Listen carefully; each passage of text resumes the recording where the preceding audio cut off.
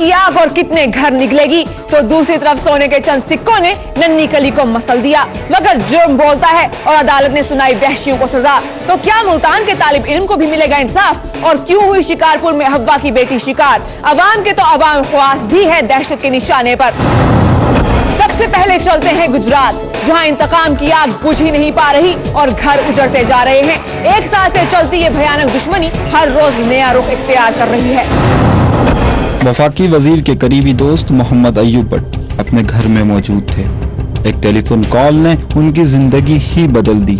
Mobile पर आने वाली कॉल में बातचीत चलते चलते इस हद तक पहुंच गई कि गालियां और फिर धमकियों का तबादला शुरू हो गया।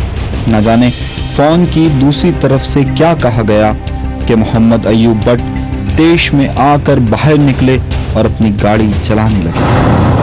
लगता यूं था कि अय्यूब को कहीं बुलाया गया है और वो अपने दुश्मनों के ठिकाने पहुंचना चाहता है, मगर दुश्मन की ये तो सिर्फ चाल थी।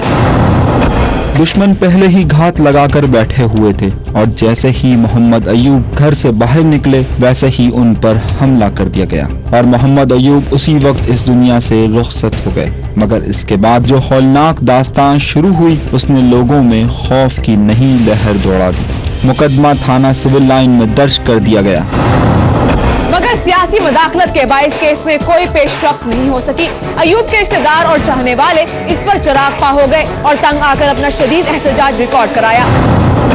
इस एहतजाज की बुनियाद शेखुल इस्लाम औरंगजेब भट्ट तुफैल मीर पर मुकदमा तो दर्ज कर लिया गया, मगर अदम सबूत पर उन्हें बरी कर दिया गया। मुल्जिमान की गिरफ्तारी के लिए होने वाले एहतजाज में वो अफराद भी शामिल थे जो इस मुकदमे के ऐनी शाहिद। जब गवाहान मौजूद थे तो फिर ये सब कैसे हो गया कि मुल्जिमान बरी हो गए? यही बात कय्यूम भट्ट को खटकती थी और फिर कय्यूम भट्ट ने ऐसा कदम उठाया कि लोग अय्यूब के कत्ल को भूल गए। 25 अप्रैल 2004 को मुकदमे के अहम गवाह खुर्रम शहजाद को न जाने क्या हुआ कि उसने अदालत में अपना ये हल्फिया बयान जमा कराया कि वो कातिलों को नहीं पहचानता। अय्यूब के कत्ल के बाद से खुर्रम कय्यूम को इस बात की यकीन दहानी करा रहा था कि वो कातिलों के खिलाफ गवाही देगा। वो तमाम एहतजाजों और मुजाहिरों में भी शरीक था। कय्यूम खुर्रम के इस तरह बदल जाने को बर्दाश्त नहीं कर पा रहा था। अदालत के बाहर कय्यूम और खुर्रम के रिश्तेदारों में तल्ख कलामी भी हुई और अदालत से फारिग होते ही अय्यूब मुसल्ला होकर खुर्रम और उसके घर वालों पर हमला आवर हो गया। कय्यूम ने हमला कर दिया जिसके नतीजे में उसके ही रिश्तेदार हलाक हुए जबकि 3 अफराद जख्मी हुए।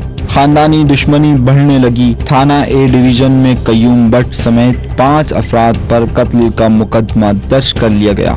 एक ही खानदान में दुश्मनी के नतीजे में अब तक 3 अफराद तो हलाक हुए, मगर तनाव ताहाल इस हद तक मौजूद है कि हर जानिब से मुसल्लह अफराद हर वक्त तैयार रहते हैं।